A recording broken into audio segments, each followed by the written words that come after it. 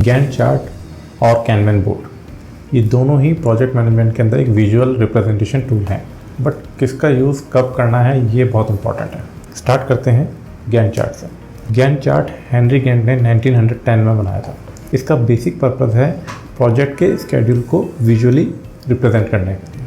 और जब भी आप प्रोजेक्ट का रोड मैप प्लान कर रहे हो या फिर जब उसकी स्केड्यूलिंग पे वर्क कर रहे हो कि आपको कौन सा टास्क कब तक डिलीवर करना है, उस टाइम पे आप उसको शो करने के लिए यूज़ करोगे गैंट चार्ट। गैंट चार्ट का काम है कि जब भी कोई मैनेजर लेवल या फिर सी लेवल का यूज़र गैंट चार्ट को देखे तो उसको एक बार में आइडिया हो जाए कि आपका जो प्रोजेक्ट है वो ऑन ट्रैक है या नहीं। बेसिकली ये आपको बर्ड आई व्यू देता है, बट ये सिर्फ इनिशियल स्टेज पे ज़्यादा काम का है या फिर कुछ इंटरवल्स के बाद देखने के लिए ज़्यादा काम है। डेली लेवल पे आप इसको गैंट चार्ट का उतना यूज़ नहीं है। प्लस जब आपका के टास्क बहुत ज़्यादा लंबे हो जाएंगे, लेट सपोज आपके प्रोजेक्ट के अंदर 200-300 टास्क हो गए हैं, उस टाइम पे भी थोड़ा सा कॉम्प्लेक्स हो जाता है गैंट चार्ट को देखना। इवन ये हर एक टीम मेंबर के काम का भी नहीं है, ये सिर्फ मैनेजर या फिर सी लेवल के जो लोग हैं, CEO CTO लेवल के जो यूज़र्स हैं, उन्हीं के लिए ज़्यादा काम का है। वेयरएस जो कैनवन बोर्ड है वो आप डेली टास्क को जब ट्रैक कर रहे हो उस टाइम पे ज़्यादा आप इसको यूज़ कर सकते हो।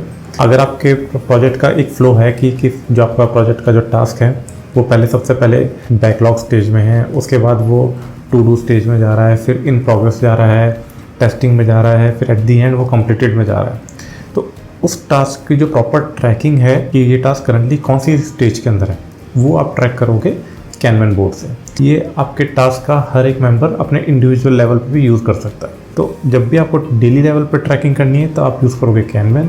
जब आपको कुछ इंटरवल्स के टाइम पे के बाद अगर आपको जस्ट एक चेक करना है कि प्रोजेक्ट ऑन ट्रैक है या नहीं, तो आप यूज़ करोगे गैंट चार्ट। कैनवन बोर्ड का एक और बेनिफिट है कि इसके अंदर आप मल्टीटास्किंग को अवॉइड कर सकते हो। कैसे? जैसे ही आप कैनवन बोर्ड खोलोगे तो आपको एक बार में सारा का सारा शो हो जाएगा। तो एक यूज़र है वो करंटली कितने टास्क पे का वर्क कर रहा है, कितने टास्क उस यूज़र के इन प्रोग्रेस स्टेज के अंदर है। अगर वो 2-3 टास्क पे करंट एक साथ काम कर रहे हो तो आप उस टाइम पे डिसीजन ले सकते हो कि नहीं, ये टास्क इतना इंपॉर्टेंट नहीं है, इसको टू डू में रहने दो, जो इम्पोर्टेंट है उसी को ही इन प्रोग्रेस पे रखो। वेयरएज ये डिसीजन आप गैंट चार्ट में नहीं ले सकते। वहाँ पे इतना कन्फ्यूजन हो जाता है कि आपको जस्ट पता नहीं चलेगा कौन सा यूज़र करंटली कौन से टास्क पे काम कर रहा है और कितने टास्क पे काम कर रहा है। इसी चीज़ को हम एक बार देखते हैं विजुअली। क्लैन का जो प्रोजेक्ट मैनेजमेंट मॉड्यूल है उसके अंदर एक बार ट्रैक करते हैं कैसे ये वर्क करता है। यहाँ पे हमने क्लैन का प्रोजेक्ट मैनेजमेंट मॉड्यूल के अंदर गैंट चार्ट ओपन किया हुआ है प्रोजेक्ट डिटेल के अंदर। यहाँ पे अब अगर आप देखोगे ऑन द लेफ्ट साइड जो बोल्ड में है project planning, design and prototyping, development phase, testing, ये सारे हैं प्रोजेक्ट के माइलस्टोन्स। इन माइलस्टोन्स के अंदर यहाँ पे शो हो रहे हैं कि किस माइलस्टोन के अंदर कौन कौन से टास्क कवर होंगे, उनके स्टार्ट कब होंगे और हर एक टास्क की ड्यूरेशन कितने डेज़ की है, वो सब आपको लेफ्ट साइड से आइडिया हो जाएगा। इसको आप चाहो तो ऐसे कलेक्ट भी कर सकते हो अगर आपको नहीं देखना है कोई particular milestone. Then on the right side अब आपको प्रॉपर हर एक टास्क की टाइमलाइन मिलेगी। आपको ये पता चल जाएगा कि मार्केट रिसर्च जो है वो फर्स्ट को स्टार्ट होगा और 7 तक चलेगा।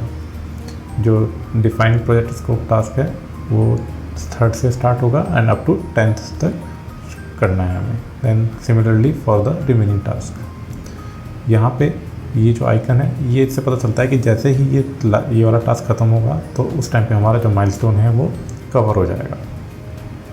देन सिमिलरली बाकी टास्क यहाँ पे गैंट चार्ट में आप देखोगे कि ये एक कहीं पे ये एरोज से कनेक्टेड होंगे टास्क। ये बेसिकली रिप्रेजेंट करता है कि जो एक टास्क है वो दूसरे पे डिपेंडेंट है। जब पहला टास्क खत्म होगा तब सेकंड टास्क स्टार्ट होगा। इन दिस केस जब UI डिज़ाइन टास्क ख़त्म होगा तब यूज़र फीडबैक एंड इटरेशन वाला टास्क उसके बाद स्टार्ट होगा। ओके, तो बेसिकली आप गैंट चार्ट के अंदर ये डिपेंडेंसीज भी क्लियरली देख सकते हैं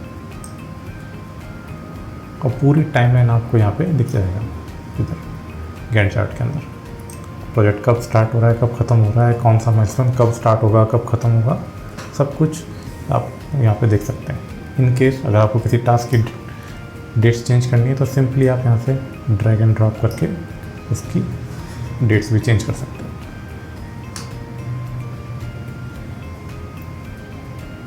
जैसे अगर यहाँ पे 15 को है तो 15 की जगह को मुझे इसको 11 पे ले जाना है, तो मैं इसको यहाँ पे मूव करके 11 पे ड्रैग एंड ड्रॉप कर दूँगा और ऑटोमेटिकली प्रोजेक्ट के अंदर उस टास्क की टाइमिंग्स चेंज हो जाएंगी।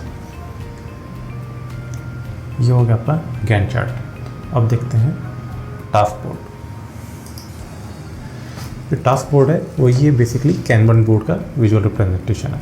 यहाँ पे आप देखोगे कि जो जितने भी टास्क के स्टेटस हैं वो हमने यहाँ पे एज अ कॉलम शो किया हुआ है कैनवन बोर्ड के अंदर। Incomplete, to do, doing, completed, ये 4 स्टेजेस हैं हमारे, 4 स्टेटस हैं हमारे टास्क के। तो यहाँ पे आप देखोगे कि इनकम्प्लीट स्टेट के अंदर अभी 8 हैं, 8 टास्क हैं, टू डू के अंदर 3 हैं, डूइंग के अंदर 2 हैं और कंप्लीटेड के अंदर 2 है। तो आप क्लियरली फिगर आउट कर सकते हो कि कौन से टास्क के ऊपर अभी करंटली काम चल रहा है, कौन से ऑलरेडी ख़त्म हो चुके हैं, कौन से नेक्स्ट अपकमिंग टास्क हैं जिन पे काम वर्क स्टार्ट होने वाला है। तो डेली लेवल पे आप ट्रैक करोगे कैनवन के अंदर। इसके अंदर आपको जैसे टू डू से अगर डूइंग पे लेके जाना वाली स्टेज में लेके जाना है तो सिंपली आप इसको ड्रैग एंड ड्रॉप करेंगे और आपका टास्क मूव हो जाएगा नेक्स्ट स्टेज के अंदर। वेयरएज गैंट चार्ट के अंदर आप उसकी डेडलाइंस मैनेज कर पा रहे हो कि आपको उसकी स्टार्ट डेट और एंड डेट चेंज करनी है तो सिंपली ड्रैग करोगे तो गैंट चार्ट के अंदर वो ज़्यादा ईजी है। और अगर आपको उसका स्टेज चेंज करनी है, उसका स्टेटस चेंज करना है तो वो कैनवन में ईजी है। तो डेली लेवल का कैनवन यूज़ करोगे और जब आपको कुछ इंटरवल्स बाद या फिर बर्ड आई व्यू लेना है एज अ मैनेजर तो आप गैंट चार्ट यूज़ करोगे। आई होप अब आपको ज़्यादा बेटर क्लियर हो गया होगा कि कौन सा टूल कब यूज़ करना है।